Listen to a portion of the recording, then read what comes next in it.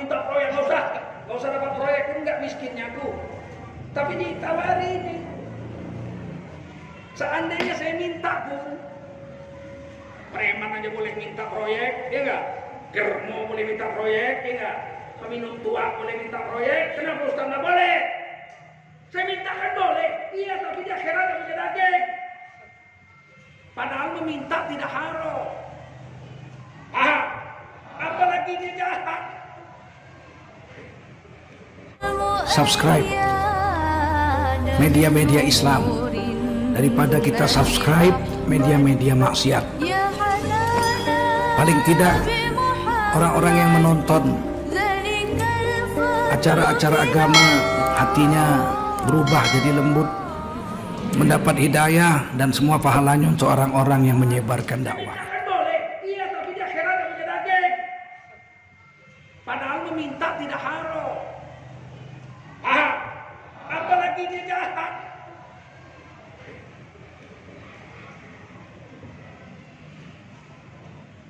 Nah, ketika dia tobat bersih di dunia, dalam kubur pun dosa dibawa. Dosa itu dibawa dalam kubur. Di dunia dibawa, lengket di tangan, lengket di mata, lengket di muka. Buktinya kalau berwudu berguguran. Man tawaddaa bi ahsanil wudu kharajan khatayahu min jasadihi. Barang siapa berwudu dengan sempurna berguguranlah dosa-dosanya dari matanya, dari mulutnya, dari hidungnya, dari kupingnya, dari wajahnya, dari tangannya. Dicuci oleh air wudunya. Berarti kan dosanya lengket. Bisa dicuci kok dengan air wudu. Betul? Dalam kubur pun dibawa itu dosa. Diceritakan begini. Apabila yang mati itu orang soleh, maka datanglah malaikat kepadanya bertanya, tetap ditanya. Yang tidak ditanya malaikat cuma Nabi aja. Anak Nabi, istri Nabi, umat mesti ditanya. Pertanyaan pertama, rukun iman. Man rabbuka? Siapa Tuhan kau sembah? Siapa Tuhan sesembahan? Kalau dia selama hidupnya nyembah Allah, dia bilang Rabbi Allah, Tuhan yang kusembah Allah, aman. Kalau dia nggak bisa jawab, digebuk sama malaikat sekali pukul 70 hasta tenggelam badannya. Kita harus takut. Nabi aja takut dengan azab kubur. Sudah pasti Nabi nggak diazab di kubur. Tapi Nabi tetap berlindung 4 kalimat kalau sholat di akhir tahiyat akhir. Fil alamin innaka hamidum majid. Nabi nggak assalamualaikum. Nabi baca 4 kalimat. Allahumma inni a'udzubika min adzabi jahannam. Semua. Allahumma inni a'udzubika min adzabi jahannam. Ya Allah, sesungguhnya aku berlindung kepadamu dari azab api neraka jahannam. Nabi nggak masuk neraka pasti, tapi Nabi doa. Wa min adzabil qabri. Ayo, wa min adzabil qabri, dan berlindung dari azab kubur. Nggak mungkin Nabi diazab di kubur, tapi Nabi doa. Yang ketiga, wa min fitnatil mahyaya wal mamat, daripada ujian hidup dan ujian kematian. Fitnah kehidupan, fitnah kematian. Yang keempat, wa min fitnatil masihid, dan daripada berlindung daripada fitnahnya Dajjal, al-masih yang paling mengerikan di akhir zaman. Maksud Nabi supaya kita mengikuti, kalau sholat baca doa yang sama, begitu. Kalau dia dipukul 70 hasta, ya Allah, remuk disungkil balik, pukul sampai hari kiamat. Saya mulai takutnya azab kubur itu waktu wali kota Medan Pak Bakhtiar Ja'far membangun jalan layang pertama di Pulau Raya. Saya naik Vespa. Itu masjid Al-Jihad itu dihancurkan sama wali kota Medan. Jadi kayak puing-puing perang dunia kedua. Saya yang paling muda, saya lah mempertahankan itu. Itulah masjid pertama yang saya perjuangkan. Kawan-kawan udah tua-tua, Haji Muhyiddin itu orang jalan makmur kan, orang jalan dulu. Hafiz Quran 37. Ada Pak Haji, beberapa orang ngaji. Ini masjid udah runtuh, dipindahkan ke belakang rel. Ada rel kereta api ke masjid itu yang ada menara, pindahkan situ. Kita nggak terima. Nggak terima, kita pertahankan. Kita tetap sholat Jumat, sholat Jumat. Itu nggak puing-puing yang udah runtuh itu, kayak perang dunia kedua itu. Kata wali kota kemarin Batiar Jafar, apa pasal tak mau pindah, udah bikinkan bagus. Kenapa harus pindah? Kena jalan layang berapa meter? Sekitar 4 meter. Kalau 4 meter kenapa masjidnya dibuang semua? 4 meter aja lah. Bertengkarlah di situ. Akhirnya kata Batiar, udah bikin baru udah 3 tingkat. Itu masjid lagi. Kalau kita nggak melawan, habislah pindah belakang ruko-ruko Cina, kena kencing-kencing makan babi Cina. Paham? Ngelawan yang menurut baru aja kami ngelawan, apalagi cuma zaman si kurus ini. Ngelawan. Dan berhasil masjid itu berdiri kembali, betul? Pak Batiar Jafar ngalah. Kata Pak Batiar Jafar, iya pula. Orang yang diambil jalan layang 4 meter kok masjidnya dihancurkan. Dibangun lagi 3 tingkat. Contohnya, saya kalau naik jalan layang itu bawa anak istri saya mau ke Belawan lewat jalan tol situ kan, dari Setiabudi. Saya berhenti sebentar lambat-lambat. Saya ingatkan anak cucu saya itu. Inilah masjid pertama yang dihancurkan dulu yang Buya ikut perjuangan. Ada 12 masjid di Sumatera Utara yang dihancurkan, termasuk yang Jalan Timur. Saya ikut juga situ, apa peduli. Kasat bilang, ayo kita makan siang, aku nggak lapar. Kasatnya waktu itu Jenderal Edi Pramono. Diundanglah Ketua Umum MUI, Kiai Maruf Amin, sekjennya waktu itu Pak Ikhwan Sam, saya wakil sekjen. Diajak makan berempat, makan siang dengan Jenderal Edi Pramono. Saya bilang nggak mau saya. Kata Maruf Amin, ini kan orang muda nih. Ya udah, bapak aja saya nggak mau. Akhirnya Kiai Maruf tanya, Pak Tengku maunya apa sih? Maunya pulangkan masjidku di Jalan Timur itu di tanah semula. Oh siap, ngomong. Itulah hebatnya Edi Pramono, baru meninggal tuh. Semoga Allah menyayangi beliau. Dia bilang apa? Tentu nggak ikut, maka nggak mau. Kenapa? Dia bilang dia nggak lapar. Dia maunya apa? Maunya kembalikan masjid di tanah semula. Siap. Telepon. Telepon saya. Tunggu 2 minggu. Panglima yang saya copot, masjid saya kembalikan di tanah semua. Walaupun tidak seluas aslinya, tapi masjid itu kembali di situ. Disitulah saya waktu lewat. Jalan layang itu sedang dibangun. Pondasinya itu tiang beton sebesar tiang listrik, dipukul pakai martel mesin. Gitu. Saya lewat. Getar-getar kalau saking kuatnya itu. Berhenti saya tengok. Apa ini? Tiang beton itu dipukul. Sekali pukul, sejengkal yang masuknya. Begitulah besar materinya itu kan. Masuk sejengkal. Masuk sejengkal. Saat itulah saya nangis. Ya Allah, bagaimana pukulan malaikat Munkar Nakir? Masuk 70 hasta. Allah, itulah. Saya nangis terseduh-seduh situ, ya Allah. Kalau aku mati, ya Allah, janganlah aku sempat dipukul Munkar Nakir dalam kubur. Kejam Munkar Nakir itu. Kenapa kita gagal menyebut Rabbi Allah, Tuhanku adalah Allah? Karena dosa menghalangi mulut, terlalu banyak dosa. Dan malaikat itu nggak peduli siapa aja datang ditanya, kecuali Nabi lah. Nabi nggak berani lah dia nanya. Man nabiyuka, siapa nabimu? Kata Nabi, aku. Nggak berani dia nanya.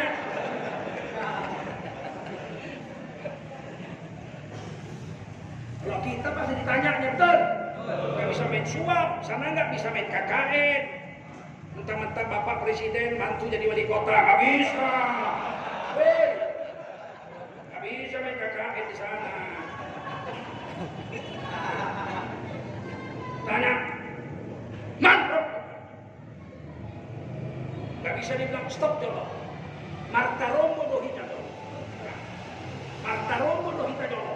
Kamu Munkar Nakir doamu, olo. Aku sih mau rakir doa. Mau rakir, mau balik keprok juga. Paham? Kalau di sini bisa lah, Bapak Presiden, anaknya jadi wali kota. Begitu mau jadi wali kota pakai serban jubah. Kemarin rajin bilang orang pakai serban jubah, kadal gurun. jadi kadro. Kepingin aku nyabuti kumisnya. Kalau selamat pertanyaan di kubur, maka kata Nabi, diserukanlah oleh malaikat, ambillah firashuhu minal jannah, ambillah tempat tidurnya dari sebuah karpet di surga.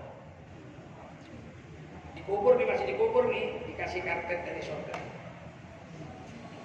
Kemudian bukakanlah pintu surga pagi dan petang, bukratan wasilah, pagi dan petang. Ciumkan ke mulutnya keharuman, ke hidungnya keharuman surga setiap pagi dan petang. Dan bariskan bidadari surga untuk menghiburnya pagi dan petang. Jadi nyanyian bidadari itu sudah dikumandangkan di kubur. Habis subuh, habis asar nggak ada sholat sunat. Itu ahli kubur yang soleh-soleh dihibur dengan bidadari. Indak dapet sama sobujang ya orang boy barana ampe dan nanti juru yang nanti berarti orang Minang nih. Rumah sedapnya. Kemudian keluarlah dari tubuhnya satu makhluk yang sangat gagah perkasa dan harum baunya dari dalam tubuhnya dan berdiri di dekat kepalanya. Maka meluaslah kuburnya sejauh mata memandang. Kalau naik kapal terbang, kalau nggak ada kabut, sebelum terbang pilotnya ngomong, kalau penumpang kami sekalian, kita akan terbang dengan ketinggian 31.000 kaki di atas permukaan laut. Cuaca alhamdulillah siang hari ini bagus sekali, jarak pandang 10 km. Bayangin kalau kuburnya meluas seluas mata memandang 10 km luasnya di kubur, berapa senangnya dari kubur itu. Maka bertanyalah si mayit kepada makhluk yang ganteng itu, kau siapa? Kau gagah kali, kau harum lagi. Maka menjawab makhluk itu, aku adalah amal solehmu seumur hidup. Aku dijadikan Allah makhluk untuk menjaga dirimu agar tidak dimakan cacing, tidak dimakan kuman-kuman, dan aku akan menjagamu sampai hari kiamat. Wahya. Maka dikatakan Nabi lah, raudhah min riyadil jannah. Kubur itu menjadi taman daripada taman-taman surga. Bisa. Tapi kan orang pecat ditanya man rabbuka, dia nggak bisa jawab. Dek kubur tuh. Hancurlah sampai hari kiamat. Kemudian diambilkanlah firosh, tikar dari neraka, diguling-gulingkan di situ. Kemudian keluarlah dari tubuhnya makhluk yang sangat busuk baunya dan jelek rupanya. Dia tanya, kau siapa? Aku adalah amanan kejimu seumur hidup. Dan aku akan ikut menyiksamu sampai hari kiamat. Dosa dibawa sampai kubur. Ikut mengawali kita sampai hari kiamat. Berbentuk makhluk yang sangat busuk. Terus untuk apa kita tidak mau tobat?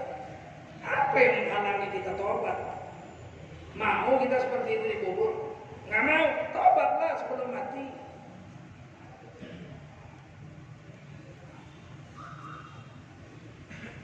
Jadilah kuburnya itu kufran min kufarin, lembah daripada lembah. Mau di akhirat pun dosa di bawah. Jangan dikalian pikir. Di padang mahsyar itu pahala di bawah, dosa di bawah. Kalau orang yang rajin menjaga wudu dan sholatnya, min athari sujud wa min athari wudu, itu min athari sujud munawwir yaumil qiyamah, munawwar. Di hari kiamat itu munawwar, bercahaya bekas wudu itu, lebih terang dari matahari. Bekas sujud ini, kening, hidung, dua tapak tangan, dua dengkul, dua ujung kaki itu bercahaya di hari kiamat. Itu pahala di bawah. Kata Allah, nuruhum yas'a baina aydihim wa bi aymanihim. Tangannya, kakinya, kepalanya, atas bawahnya, depan belakangnya bercahaya. Sehingga mereka semua lihat. Maka mereka menanya, kamu siapa ini orang-orang bercahaya ini? Man antum, siapa kamu ini? Nahnu min ummatin Nabi sallallahu alaihi wasallam.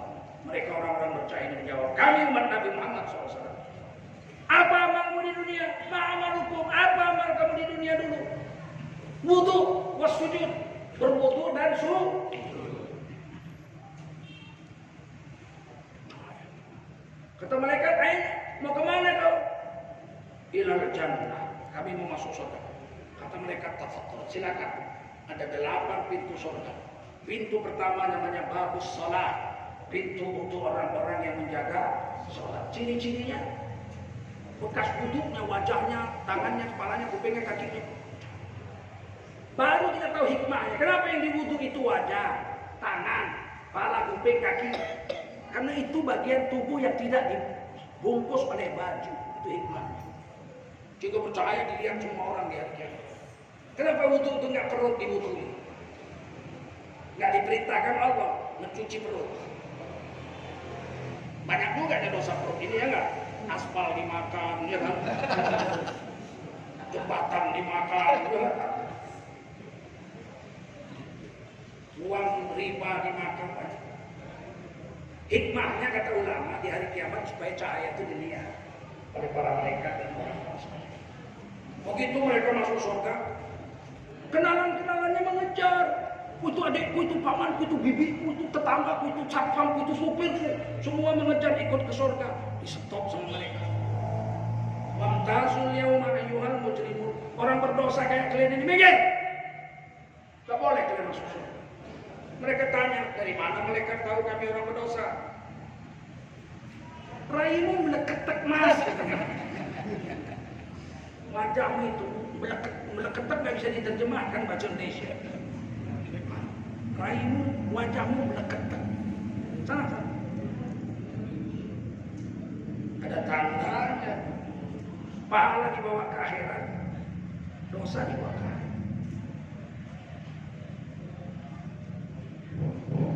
Kata Rasulullah lagi, di akhirat itu nanti ada orang yang kakinya panjang sebelah, pendek sebelah. Kakinya satu panjangnya semeter, yang satu macam tiang listrik, jualannya bencong, pincak-pincak, ketahuan. Kata Nabi, itulah orang yang biniknya 2, nggak adil sama biniknya.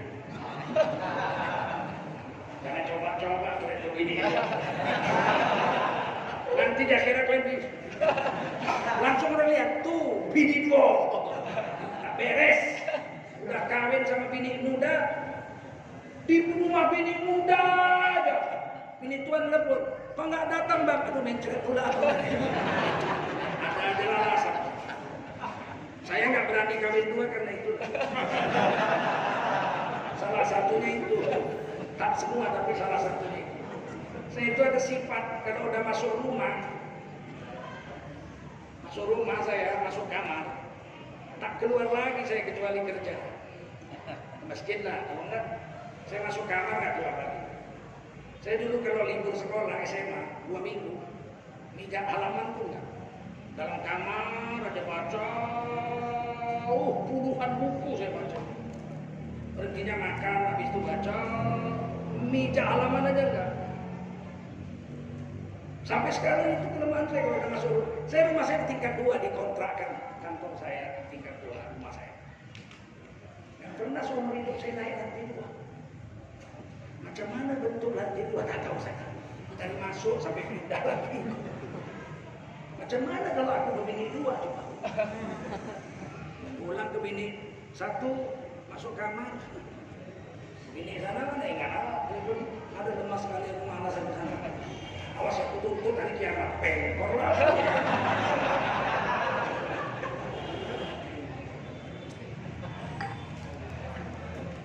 Ternyata dosa dibawa ke akhirat, betul? Paham? Illa man tabar, kecuali orang-orang yang tobat. Kalau dosanya ditobati, yang itu kau ngintip ini orang mandi.